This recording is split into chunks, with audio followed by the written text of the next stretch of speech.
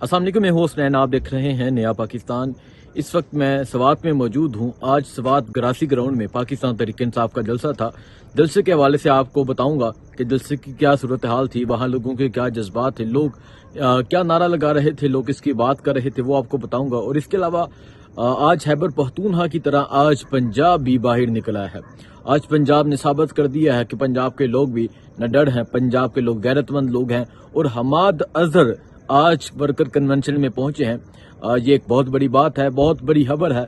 हमाद अजहर आपको पता है इस्लामाबाद पहुंचे थे। इस्लामाबाद जो पाकिस्तान तहरीक इंसाफ का सेंट्रल सेक्रेटरीट है वहां पहुंचे थे। उनको गिरफ्तार करने के लिए पुलिस की एक बड़ी नफरी पहुंची थी। हमाद अजहर उसके बाद पेशावर चले गए। पेशावर के बाद आज दोबारा से वो पंजाब में एक वर्कर कन्वेंशन में पहुंचे हैं। वहां जो उन्होंने तकरीर की है वो भी आपको बताएंगे। और इसके अलावा मुराद सईद ने आज एक अहम ऐलान किया है। मुराद सईद ने ट्वीट की है। मुराद सईद ने क्या लिखा है वो आपको बताएंगे। सो करते हैं आज का व्लॉग शुरू। आज का दिन पाकिस्तान तहरीक इंसाफ के लिए यकीनन एक बहुत बड़ा दिन था। आज पाकिस्तान तहरीक इंसाफ ने सवात में जलसे का ऐलान किया था। सवात में आज उन्होंने एक शानदार जलसा किया। खैबर पख्तूनख्वा में ये इलेक्शन के बाद पहला जलसा था। सवात ग्रासी ग्राउंड में आज जलसा था। सवात ग्रासी ग्राउंड की बात करूं तो इससे पहले मैं इसी ग्राउंड में तब आया था जब इमरान खान वजीर आजम थे और इमरान खान ने जलसा किया था। इस ग्राउंड की एक बहुत बड़ी हिस्ट्री है। इस ग्राउंड की, इन पहाड़ों की एक बहुत बड़ी हिस्ट्री है। वो मुराद सईद ने अपने ट्वीट में लिखी है। मुराद सईद ने अपने ट्वीट में बताया है कि इसकी हिस्ट्री क्या है। मैं पहले तो जलसे के बारे में बताता हूँ। जलसा पहले धूप थी, मौसम बिल्कुल ठीक था। उसके बाद यूं टाइम गुजरता गया, लोग वहां पहुंचते गए और आज लोग एक बड़ी तादाद में पहुंच रहे थे। मैंने वहां देखा कि बुजुर्ग, बच्चे, नौजवान, हर उम्र के लोग वहां पहुंचे हुए थे और इमरान खान की रहाई के नारे लगा रहे थे।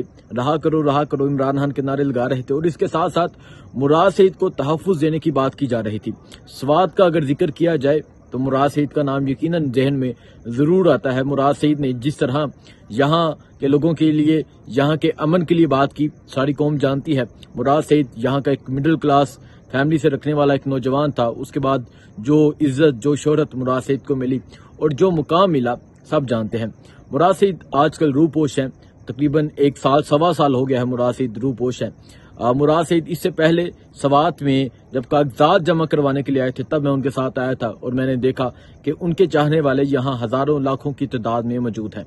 आज जहां इमरान खान की रहाई का नारा लगाया जा रहा था वहां ही मुराद सईद को तहफ़्फ़ुज़ देने की बात की जा रही थी। वहां लोग आप पोस्टर्स देख सकते हैं, इमरान खान को रहा करो, मुराद सईद को तहफ़्फ़ुज़ दो। आज जलसा गाह में सिर्फ ये दो नारे मुझे सुनने को मिले, एक इमरान खान की रहाई, दूसरा मुराद सईद को तहफ़्फ़ुज़। आज सवात के लोगों ने ये बताया और आज सवात के लोगों से बात करके ये महसूस होता है कि सवात के लोग जिस तरह इमरान खान से मोहब्बत करते हैं इसी तरह मुराद सईद से मोहब्बत करते हैं। इसकी वजह क्या है? आज मैं अभी इस टाइम जिस मुकाम पर मौजूद हूँ, आप पीछे देख सकते हैं सारा सवात नजर आ रहा है, लेकिन इस मुकाम पर भी जो रोड पहुंचता है वो बिल्कुल पक्का रोड है।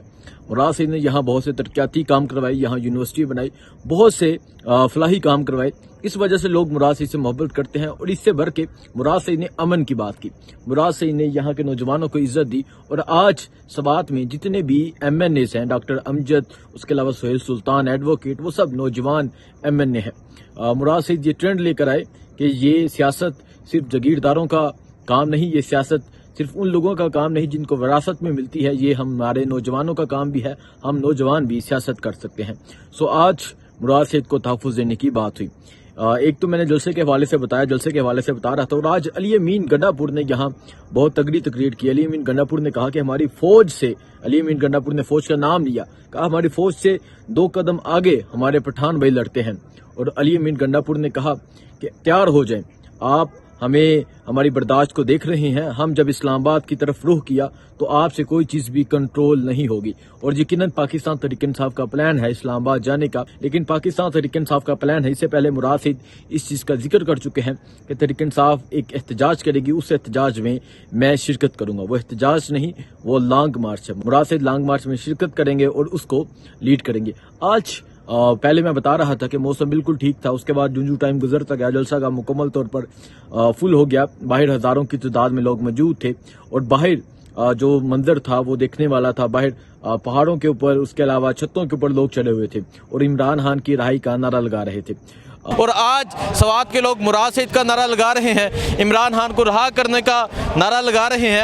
اگر آپ دیکھیں یہاں ایک لوگوں کی بڑی تعداد موجود ہے۔ سوات جلسہ گاہ جو ہے وہ مکمل طور پر فل ہو چکا ہے، اور یہ جو مناظر آپ دیکھ سکتے ہیں یہ جلسہ گاہ کے باہر کے مناظر ہیں۔ آج سوات کے لوگوں نے یہ ثابت کر دیا کہ وہ پہلے بھی تحریک انصاف کے تھے، وہ آج بھی تحریک انصاف کے ہیں۔ پھر موسم جہاں بادل ایک دم آئے، تیز بارش ہونے لگی، لیکن میں یہ دیکھ کر حیران رہ گیا کہ جلسہ گاہ مکمل اسی طرح کھچا کھچ بھرا ہوا تھا۔ تیز بارش میں بھی 2011 والے جلسے کی یاد آ گئی کہ لوگ پیچھے نہیں ہٹے۔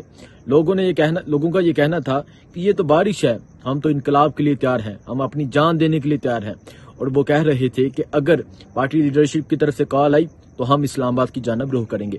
آج یہاں شاہد ہٹک، ڈاکٹر شفقت ایاز، اس کے علاوہ شکیل صاحب، ڈاکٹر امجد، اس کے علاوہ مینا ہان افریدی، یہ میں جن کے نام لے رہا ہوں جو اسپیشلی میں آپ کو بتاؤں، شاہد ہٹک، ڈاکٹر شفقت ایاز، مینا افریدی، انہوں نے مراد سعید کے حوالے سے بہت بات کی، کیونکہ یہ تمام لوگ مراد سعید کے ساتھ ISF کا حصہ تھے۔ اس کے بعد یہ MNS بنے۔ ان شارٹ میں کہوں کہ یہ مراد کی ٹیم ہے جو صوبائی منسٹر ہیں، تو انہوں نے مراد سعید کے حوالے سے بات کی اور یہ ٹرینڈ کر رہی ہے۔